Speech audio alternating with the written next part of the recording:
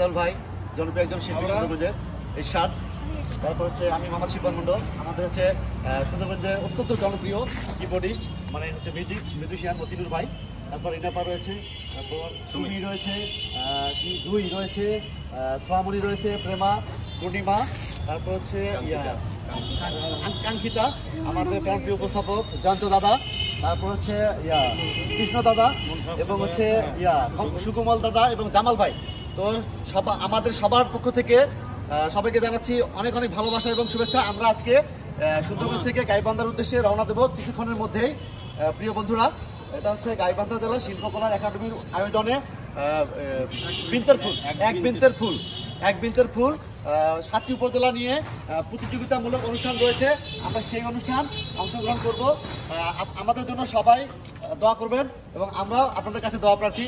অনেক অনেক বেশি বেশি করে দোয়া করবেন। সবাই ভালো থাকবেন, সুস্থ থাকবেন। আল্লাহ হাফেজ।